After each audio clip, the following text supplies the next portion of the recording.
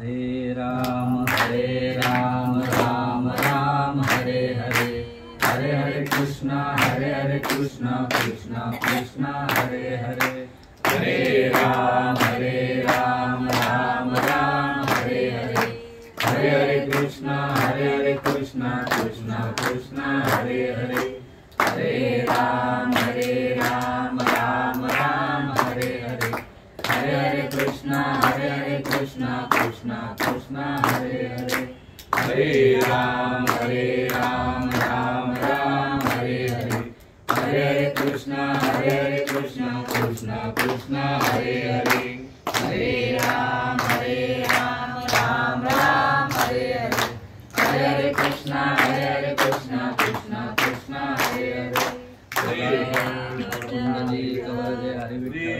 ज्ञानदेव तुकाराम पंढरीनाथ भगवान की जय, माऊली ज्ञानेश्वर महाराज की जय, जगद्गुरु तुकाराम महाराज की जय, शांति ब्रह्म एकनाथ महाराज की जय, सच्चिदानंद सद्गुरु श्रीपाद बाबा महाराज की जय, सच्चिदानंद सद्गुरु रामदास बाबा महाराज की जय, सच्चिदानंद सद्गुरु नारायण बाबा महाराज की जय, सच्चिदानंद सद्गुरु रोहिदास बाबा महाराज की जय, सच्चिदानंद सद्गुरु नाना बाबा महाराज की जय, अवधूत चिंतन श्री गुरुदेव दत्त गोपाल कृष्ण भगवान की जय।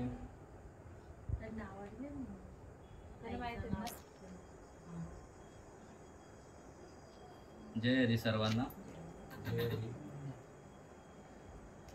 ज्ञानेश्वरी अध्याय 12वा आणि 12व्या अध्यायातली 135 क्रमांकाची ओवी। तैसे येण्याची शरीरे शरीरा येणे सरे, किंबहुना येर झारे चिरा पडे। तुमच्या देववृंदांच्या आई वडिलांच्या परमेश्वर प्रेमी असलेले सर्वही साधक मंडळी तुमच्या सेवेसाठी घेतलेली ओवी ज्ञानेश्वरी अध्याय 12वा। निमित्त काय आहे तर आमचे परममित्र प्रदीप बावस्कर यांचे वडील अशोक बावस्कर हे आपल्यातून निघून गेलेत आणि त्यांच्या प्रित्यर्थ हा एक भगवंताचा कार्यक्रम चांगला विचार केला माझ्या मित्रांनी। सामान्य नाहीये हे जे कार्यक्रम आहे ना, भगवंताचं कार्य कोणाच्या घरी होत नाही, पण चांगला विचार केला। प्रत्येकाला माझे बाबा बोलायचे श्रीपाद बाबा की चांगला विचार केला तर समजून देणंही सोपं आहे आणि समजून घेणंही सोपं आहे, चांगला विचार केला तर। म्हणून खरंच यांच्या घराला यांना दोन्ही भावांना माझा मित्र प्रदीप आणि दादा, आम्ही पहिल्यापासून आम्ही कॉलेजचे मित्र आहोत। दादा संदीप बरोबर ना, यांच्या घरी येणं जाणं होतं। बाबांचा चांगला स्वभाव, एकदम उत्तम स्वभाव, प्रेमळ स्वभाव। आता सगळे नंतर लग्न झाल्यानंतर आपापल्या संसारामध्ये सगळे झाल्यानंतर येणं जाणं कमी झालं। पहिले पिसवलीला राहत होते तेव्हा येणं जाणं होतं, पण आता डायरेक्ट ही बातमी कळाली आणि त्या दिवशी येणं इथे झालं नाही। पण मी पण सकाळी कार्यक्रमात होतो, दुपारी बघितला मेसेज, मित्राचा फोन आला गिरीशचा की बाबा असं असं झालंय। बोललो मी डायरेक्ट येतो स्मशानभूमीत। तेव्हा सगळं हे बघितलं, हे खरंच निघून गेले बाबा, नाही का? निघून सोडून या गेले बाबा आम्हा लेकरांना, सोडून या गेले बाबा आम्हा लेकरांना। बाबा बाबा बाबा आता म्हणावे कोणाला, बाबा बाबा बाबा आता म्हणावे कोणाला। सामान्य नाही गोष्ट। घरातलं छप्पर म्हणजे बाबा, छत्रछाया आहे ती। आणि खरंच हे जाणं म्हणजे एक व्यक्ती घरातली मोठी आधारस्तंभ जाणं म्हणजे किती दुःखाचं आहे. डोंगर आहे हो, पण या डोंगरातून आपल्याला सावरायचंय आणि म्हणून हे भगवंताचा कार्यक्रम, बाकी काय नाही. आमच्याकडे तर पोथी वाचलीच जात नाही. हेच कार्यक्रम, कशाला आलोय जन्माला आणि काय करायचं जीवनामध्ये, याच्यासाठी माझ्या बाबांनी दिलेला राजमार्ग हा आहे. तेच सांगण्याचा मी प्रयत्न करणार आहे. मी कोणी प्रवचनकार नाहीये. ही जे मंडळी बसली आहे ना, माझ्या साधू संतांच्या कृपा आशीर्वादाने माझ्यापर्यंत जो खरा खरा भगवंतांचा मार्ग आलाय ना, तो सांगण्याचा प्रयत्न करणार आहे. बघा, पटलं तर घ्या. कारण इथे सांगितलंय की बाबा एक सुद्धा मोल घेतलं जात नाही, याच्यासाठी काही गरज नाहीये. तो संतांचा मार्ग स्वीकारा, याच्यासाठी हे व्यासपीठ आहे. माझ्या नारदाची गादी आहे ही. म्हणून जी घेतलेली ओवी आहे, तैसे येण्याची शरीरे शरीरा येणे सरे, किंबहुना येर झारे चिरा पडे. हे जे जन्माला येणं आणि मरणं, हे तुमच्या आमच्या वाटेला लागलेला हा भव रोग सांगितलाय साधू संतांच्या भाषेत. की अब जन्माला येणं आणि मरणं किती कठीण आहे, तर खूप कठीण आहे. जन्माला येणं पण सोपं नाही आणि मरणं त्याहून सोपं नाही. आईच्या उदरामध्ये असताना हा लेकरू त्या भगवंताला विनवणी करतोय की एक वेळ करी या दुःखा वेगळे आणि दुरितांचे जाळे उगवणी. आठवीन पाय हा माझा नवस आणि रात्रंदिवस पांडुरंग. आपण आईच्या गर्भात असल्यापासून त्या भगवंताला वचन दिलंय, नवस केलाय आपण. हे नवस काय आपण करतोय ना, 4 नारळ चढू, तुझ्या मंदिरात येऊ, हे नवस काही नाही. आपण त्या भगवंताला खरं वचन, त्या नवस त्या पोटामध्ये असताना, आईच्या गर्भामध्ये असताना, इथे सांगितलंय की मातेच्या उदर कुहरी पचोनी विष्ठेच्या दुथरी, उकडोणी नव मासवरी, जन्मो जन्मोनी मरती, विष्टा लेपच हुकडे, नाकी तोंडी कुर्मी किडे, गर्भवासाचे दुःख गाडे. कोणापुढे सांगावे? हा गर्भवास सामान्य आहे का? सांगितलं वर्णन करून की नाकी तोंडी कुर्मी किडे. आणि हा 9व्या महिन्यापर्यंत हा प्राणी आहे, मनुष्य प्राणी, आईच्या गर्भामध्ये बटाट्यासारखा उकडला जातो. विष्टा लेपच हुकडे, नाकी तोंडी कुर्मी किडे. अशा या गर्भवासामध्ये असताना त्या भगवंताचा भजन चालू असतं. कोण पुरवतो? ती आई पुरवते का? आई तेव्हा हे करते का? काळजी घेते का त्याची? आई फक्त आईचं सात्विक आहार घेत असते, पण त्याचा आतमध्ये श्वास, त्याचे हार्टबीट कोण चालवतो? माझा भगवंत चालवतो. चाले हे शरीर कोणाची या सत्ते आणि कोण बोलवी तो हरिविन, देखवी ऐकवी एक नारायण आणि तयाचे भजन चुकू नका. मग कुठलं भजन? तेच भजन कळून घ्यायचंय आपल्याला जीवनामध्ये.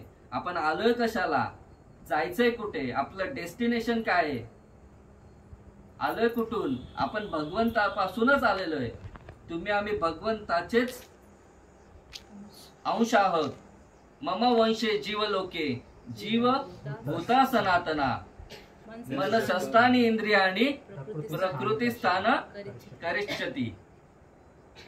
कोणाचे अंश सांगितले? भगवंताचे. जसं सूर्य आणि सूर्याची किरण हे सूर्यापासून वेगळे आहेत का? तर एकच आहेत.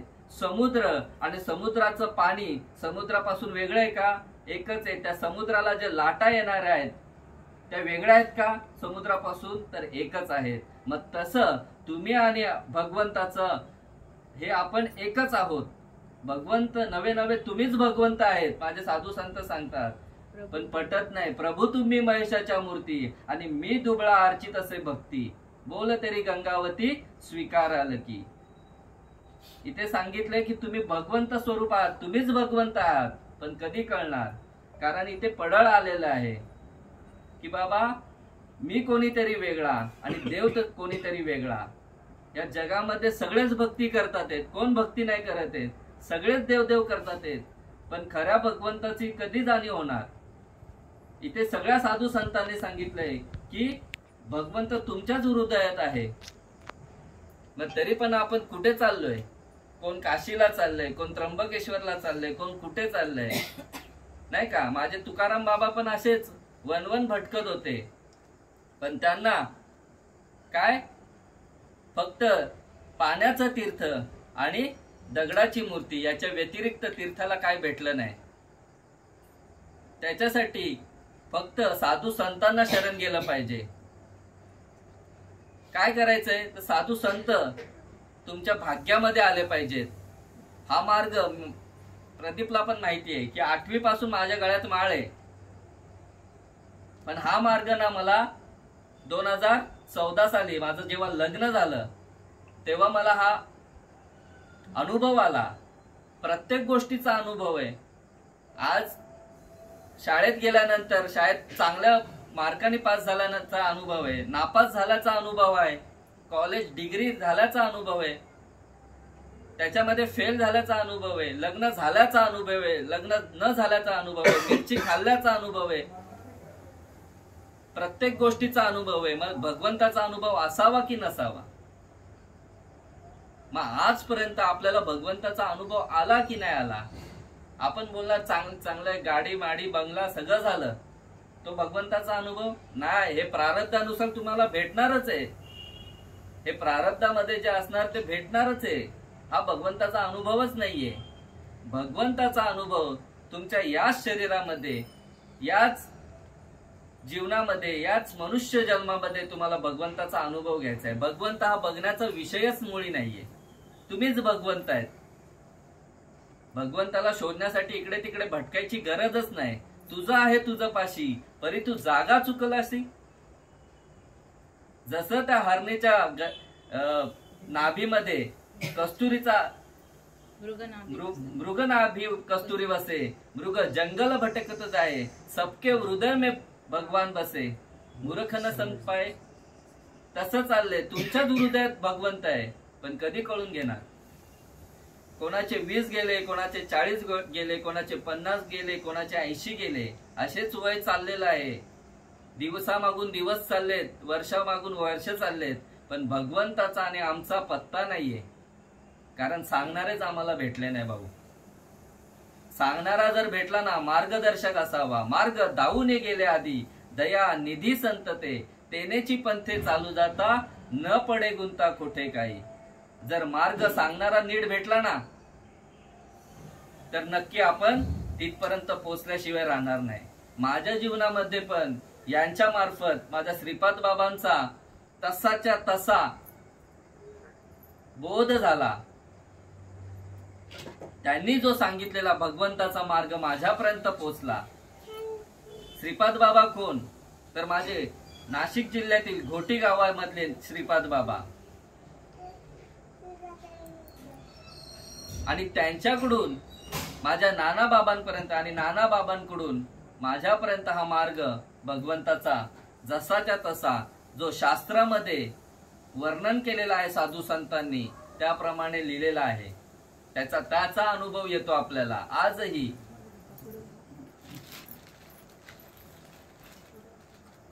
तर हे जन्म मरण खरंच तुमच्या आमच्या मागे लागलेलं जन्म मरण आहे. आणि आपण त्या भगवंताला वचन दिले आईच्याच गर्भामध्ये, पण धरणी वायू लागता, स्मरण विसरे तत्वता, ओळखू लागे माता पिता, कोहम कोहम रडू लागे. जेव्हा आईच्या गर्भातून जेव्हा आपण बाहेर येतो सुखरूप, ते सुईनबाई किंवा नर्सबाई किंवा अजून डॉक्टर ते नाळ खंडन करतात, बरोबर ना? आणि तेव्हा हा त्या भगवंताशी बेईमान होतोय, रडायला लागतो. कोहम कोहम कोहम, मी कोण, तू कोण, कधी वचन दिलंय? म्हणजे असा हा बेईमान प्राणी आहे, मनुष्य प्राणी. बाकी आपण सगळे जे करतोय ना, ही आपली संस्कृती आहे. दिवाबत्ती करणं, अगरबत्ती लावणं, पूजा अर्चा करणं, ही आपली संस्कृती, जेणेकरून पुढच्या पिढीला हा भगवंताचा मार्ग समजावा, त्याच्यासाठी संस्कृती आहे. आणि वाडवडिलांनी जे केलेले आपल्याला संस्कार आहेत की संध्याकाळी देवासमोर दिवाबत्ती लावावी, शिवम करोती म्हणावं, हे लावलेलं वळण आहे. जोपर्यंत या शरीराला वळण पडत नाही त्यापर्यंत त्या भगवंताची आवड निर्माण आपल्याला होणार नाही. म्हणून हा राजमार्ग तुमच्या आमच्यापर्यंत साधू संतांनी ठेवलाय की बाबा या जन्माला जर आलायस ना, तर त्या भगवंताला ओळखून घ्या. तर काय करायला पाहिजे याच्यासाठी सगळं आपण काय चाललंय माहितीये का, मनुष्य प्राण्याचं, की आपल्याला वाटेल तशी भक्ती चाललेली आहे, पण अशी भक्तीच सांगितली नाही. इथे देव सांगतात की आवडे देवासी तो एक प्रकार, आणि नामाचा उच्चार रात्रंदिवस, तुळशी माळ गळा गोपी चंदन टिळा, आणि हृदयी कळवळा वैष्णवांचा. वैष्णव व्हावं लागेल. त्या भगवंताची जसं आपल्या व्यवहारामध्ये लग्न आपण करतो, स्त्री आपल्या नावाचं मंगळसूत्र घालते म्हणजे लग्न झालं, बरोबर ना? अशीच प्रथा आहे. मग तसं त्या भगवंताशी ऐक्य होण्यासाठी त्या भगवंताची माळ म्हणजे ते मंगळसूत्रच आहे भगवंताचं, ते तुम्हाला धारण करावं लागेल. आणि त्याच्यानंतर तुम्हाला सद्गुरू तुमच्या जीवनात आले की तुम्हाला तो मार्ग, राजविद्या, ते गुह्य नाम आहे, ते कुठेही लिहिलेलं नाहीये, पण ते गुह्य ते फक्त संत तुका म्हणे किल्ल्या त्या या संता हाती दिल्या. नम्र होती भूता तेने कोंडिल्या अनंता. त्यांच्या पुढे नतमस्तक व्हावं लागेल संतांपुढे. आता संत मोठा गहन विषय, ते मी पण टोपी माळ सगळं घालून बसलोय म्हणून काय मी संत का? असे किती जण फसलेत. पोटासाठी संत झाले कलित बहुत. हे धंदा केलाय, पण जे खरं ज्ञान आहे ना तो संत वेगळाच आहे. फक्त आवड निर्माण झाली पाहिजे भगवंताविषयी, की बाबा मला तो भगवंत भेटावा. आपण प्रत्येक गोष्ट मागतोय देवाकडे, पण देवाला कोण मागतोय?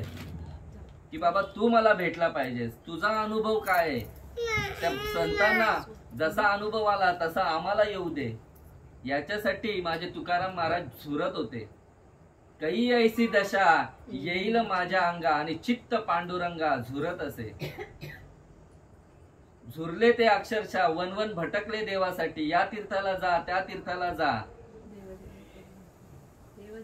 देव देव करुणी चिनले माझे मन, पाणी आणि पाषाण जेथे तेथे. फक्त तेच भेटलं, पाण्याचं तीर्थ आणि दगडाची मूर्ती, पण देव काय भेटला नाही. मग देव भेटावा असं वाटत असेल ना तर साधू संतांना शरण जावं लागेल. संत काय करतात तर संत तुम्हाला या जीवनाचं सार्थक करून देतात.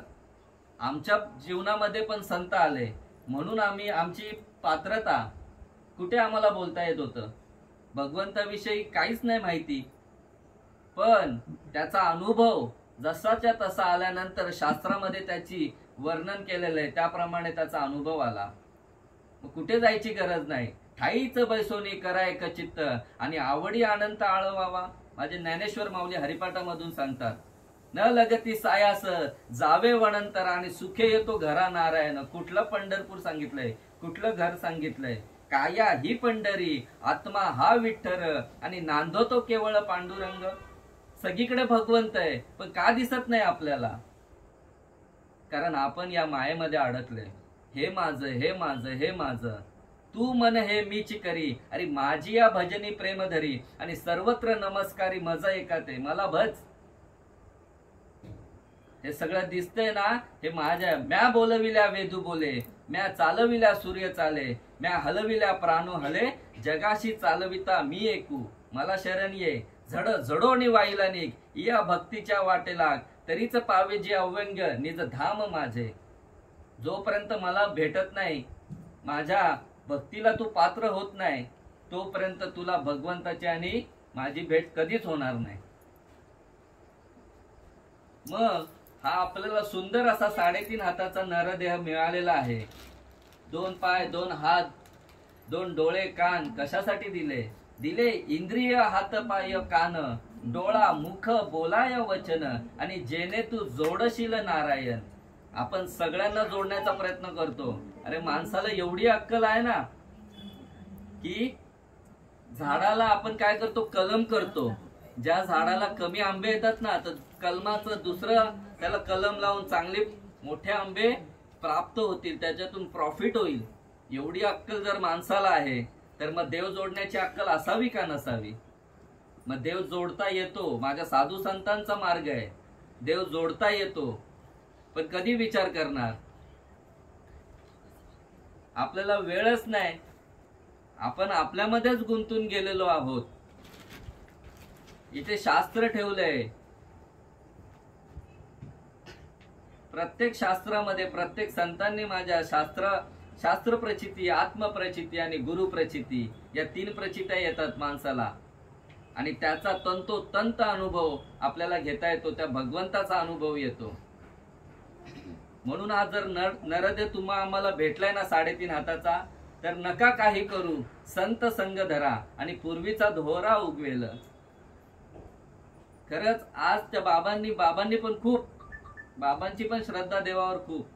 घरामध्ये मोठे मोठे फोटो, बाबा नेहमी त्या पूजा त्या रूम मध्ये असायचे, एक वेगळी रूम होती. खरंच त्यांच्यामुळे हा जो विचार आहे ना यांच्यापर्यंत पोहोचलाय की काहीतरी माझ्या बाबांच्या कार्यानिमित्त का न असे ना काहीतरी कार्यक्रम व्हावा, माझ्या संतांचा कार्यक्रम व्हावा. मोठा विचार आहे, सामान्य गोष्ट नाही. भाग्यवंता घरी भजन पूजन आणि त्याची वाटप आहे रघुनंदन. सामान्य गोष्ट नाहीये. अरे जा मोठ्या मोठ्या घरात जा, बंगल्यावाल्यांच्या घरात जा, हा कार्यक्रम होणार नाही. माझ्या साधू संतांचा कार्यक्रम फक्त जो भक्त असतो ना त्याच्या घरात होतो. झाला. खरंच त्या भगवंताची ओढ असते ना त्याच्या घरी होईल. सामान्य नाहीये ही गोष्ट. तुम्ही जरी वाटत असेल सामान्य, पण ज्ञानेश्वरी, भागवत खूप आहे, दासबोध म्हणा, प्रत्येक ग्रंथ आहे. पण माझ्या साधू संतांचा जो कार्यक्रम तुमच्या घरात झाला ना, तुम्हाला कधीच काही कमी पडणार नाही. जा. निमित्त बाबा आहेत, बाबा निघून गेलेत, पण त्यांच्या पुढे तुम्ही आहात, त्यांच्या मागे पश्चात. तुम्हाला त्या भगवंताला जाणून घ्यायचं या जीवनामध्ये. बाबांनी कार्य उत्तम केलं, बाबांनी देवदेव केलं, बाबांना चांगली गती मिळणार यात शंकाच नाही कुठे. पण जो मार्ग आहे खरा तो आता तुम्ही समजून घ्या, त्या भगवंताला जाणून घ्या, आणि याच्यासाठीच हा 8 तास आहे. बाकी काही नाही. तुका म्हणे आम्हा धाडिले निरोपा आणि मार्ग आहे सोपा सुखरूप. आम्ही फक्त निरोपी आहोत, पोस्टमनचं काम करणार, सांगण्याचं काम करणार. घ्यायचं की नाही हा तुमचा विषय आहे. पटलं तर घ्या, कारण आमचा हाच धंदा आहे. बाकी आम्हाला माहिती नाही याच्या व्यतिरिक्त. हा दिनरजनी हाची धंदा. बघा इथे प्रत्येक जो बसलेला आहे ना, याला इथे जरी 5 मिनिटं 10 मिनिटं बोलायला दिला ना, प्रत्येक अनुभवाचे बोलेल. कारण इथे सांगितलंय तुका म्हणे येथे अनुभव प्रमाण शब्दाचे गौरव कामा नये. कारण इथे अनुभव आलाय, प्रत्येक या साधू संतांच्या ओवीचा तंतोतंत अनुभव या जीवनामध्ये घेतलेला आहे, म्हणून बोलण्याचं धाडस. आणि येतो हिताचा कळवळा आणि जीव तुटे तिळतिळा. ही जी गोष्ट आहे ना, ती भगवंताचं नाम तुमच्यापर्यंत पोहोचावं हाच अट्टाहास आहे. भगवंताचं नाम हे गुह्य आहे. नाव आणि नाम हे वेगळं आहे. कृष्ण, राम, विठ्ठल, अजून ज्ञानेश्वर ही सगळी नावं आहेत, आणि नाम हे गुह्य आहे. ते फक्त सद्गुरूंकडून तुम्हाला कळलं जाईल. म्हणून मी फक्त सांगण्याचा प्रयत्न केला आहे. आता पुढचे 1 तास माझे भाऊ गुरुवर्य हरिभक्त पारायण कुणाल महाराज बसतील आणि ते तुम्हाला सांगतील मार्गदर्शन, अजून चांगल्या प्रकारे सांगतील. फक्त तुम्ही ऐका आणि याच चित्ताने पूर्ण एकाग्र मनाने ऐका. म्हणून मी इथेच थांबतो आणि पुढची सेवा मी कुणाल भाऊंना सांगतो की तुम्ही करा.